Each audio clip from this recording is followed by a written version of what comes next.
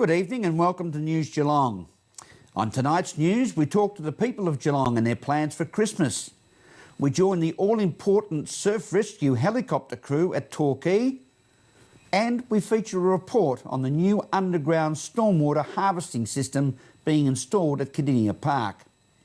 From the Geelong World of Sport, the Flying Hawk, Nathan Curry, speaks with the Geelong Cricket Club senior coach Damien Shanahan, looking at the first half of the season with the Geelong Cricket Club sitting on top of the competition team's club championship table. And from the weather world, Sparkling Lana Salathiel will update us on the coming days of Christmas weather in and around Geelong and District. A 4.5 metre deep hole has been excavated in Cardinia Park to install an underground stormwater harvesting system to irrigate Skilled Stadium and surrounding park areas that will save up to 27 million litres of water every year at Cardinia Park.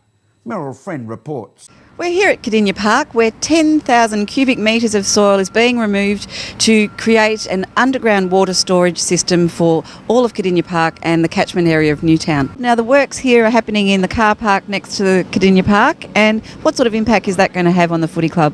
Well, it's going to have a great impact on not only the footy club but also all of the users around the park, including St Mary's and the cricket club. And basically there's a catchment area behind us which will hold something like 1.5 million litres. And so the water from this storage area will be shared amongst all of the users of the park. So, look, it's just fantastic for us, particularly, I suppose, in drought times. Absolutely. Well, thank you for your time today. Pleasure, thanks. The project commenced in November and probably going to go through till March. So, in time for the footy season. So, the vehicles will be parking on top of the soil again back then, and there'll be probably no evidence that we're ever here. So what's been the logistics of something like this, putting it all together? Yeah, we're looking at storing around 1.5 million litres of water. We've got a 50 hectare catchment of Newtown that we're diverting all the water into this storage. We're moving around 10,000 cubic metres of soil off site to create the underground water retention. We're putting in a diversion pit, gross pollutant trap. We're putting in a wet well UV treatment, and then the water will be diverted out to the three sporting ovals of Cardinia Park, and hopefully between 85 and 100% meet the irrigation demands of those three ovals. So, without touching any of our precious drinking water. That's right. Yeah, that's the big benefit is we can that drinking quality water can be saved for drinking. A massive job undertaking here. What's it mean for Cardinia Park, John? Oh, it's certainly drought-proof Cardinia Park, Meryl. 1.5 million litres of water, recycled water. It just gives us an opportunity to be able to water when we need to water. We've had water restrictions for a period of time now, and this.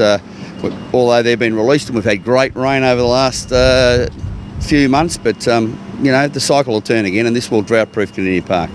Well, it'll be a wonderful facility for all of the playing grounds as well. Oh, there's no doubt about that. Cardinia Park, as you can see, there's a hive of activity. We've not only got this going on at the moment, we've got the netball courts and the umpires' change rooms, the cricket rooms, so Cardinia Park's on the go. So it's a great place to be, great sporting precinct, and, we're really proud of it. Well, it is a really good project. I think one of the challenges that we face in terms of recycling water is to use more of that water which falls on our city catchment areas, which otherwise would be going straight out into the sea. So this is a great example of it. It's a $2.7 million spend, and this is going to save the equivalent of 27 Olympic-sized swimming pools. And in a good year, what we see behind us will provide all the needs, not just for the stadium, for Skilled Stadium, but in fact the whole Cardinia Park precinct. So it's win-win. From Cardinia Park, Meryl Friend, News Geelong. The Geelong RSL sub-branch has completed stage 1 of its redevelopment plans to modernise and remain a successful, viable and progressive community citizen. Andrea Cozza reports. The Geelong RSL has completed its Stage 1 redevelopment, and News Geelong spoke to President Rodney Meek. Well, a lot's been going on, Andrea. Firstly, for 20 years we've had a car parking problem. So we had to address that, and we looked at a lot of alternatives, and we exhausted all options that were available to us. And the only solution that we had was to remove one bowling green for additional car parking. By doing that, we've got an extra 70 car parks. We incorporated an architect from Melbourne, John Parkinson, and he then refurbished the gaming room. We more than doubled the size of the gaming room and the new facade and entrance at the front. So we're pretty happy with stage one. The cost was in excess of $1.25 million. So we've been able to come in on budget, and that's also very pleasing. Great. And how have the members and guests received the new facilities? Well, I think very well. I get around and talk to a lot of the members and guests that come to the RSL. The gaming room itself is very encouraging in terms of the people can come in a group and they can sit in the lounge and other people can play the machines if they want to, or they can just sit there and have a tea, a coffee or a drink as they choose. So overall it's been very positive and received very enthusiastically. Is there anything else planned after stage one since it's been completed? Well, the issue that we have coming up at 2012 is that we have to purchase our own gaming machines. We have 42 machines and they're approximately 40,000 each.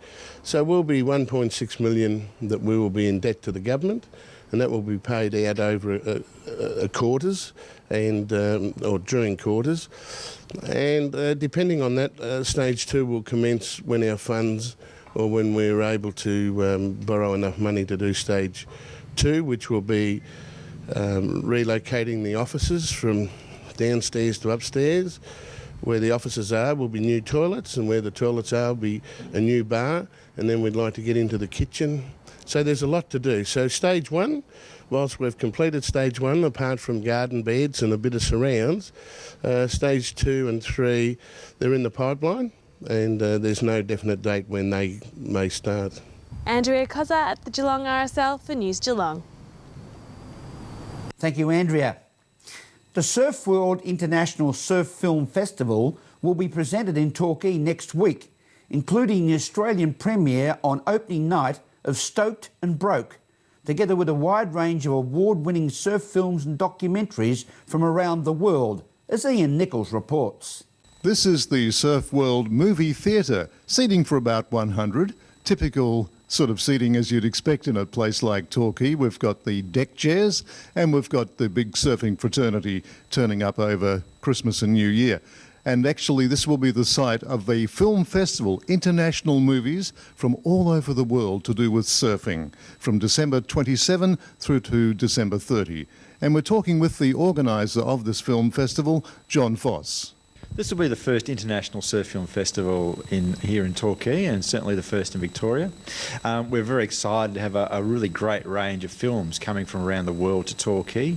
Opening night on the 27th, we're showing Dark Fall, which won Best Film recently at the New York Surf Film Festival. So we're pretty excited to be able to have Dark Fall, which will be having its Australian premiere, and some other wonderful films from around the world. So how long has this been in the making? How long have you been working on this? The Surf Film Festival has come together pretty quickly. We've only been working on it about 3 months now, but we've sort of been talking about it for a while, and it just got to the point where we thought there's some fantastic surf films out there. Let's bring them down here during summer and show them to all the people who'd like to come and enjoy the beach culture and their summer holidays here in Torquay. Well, yeah, we're going to have a huge influx of tourists, and most of them, in this case, are surfers. And this is a great little theatre. Is it used very often? The Surf World Theatre, it gets a lot of use. It's used extensively for, we show films here all during the day, 7 days a week to do with surfing. We also have over 200 school groups come through Surf World each year, so they come in here and we have a number of educational DVDs we show. We also have book signings and other film screenings here. We actually had the world premiere of the surf film First Love here last Easter, so we're really rapt to be able to promote Surf World and promote the theaterette as a place where you can come and see some really interesting surf films. At the Surf World Movie Theatre Torquay, this is Ian Nichols for News Geelong. Thank you, Ian. As we go to a break here on News Geelong and return with more news after this.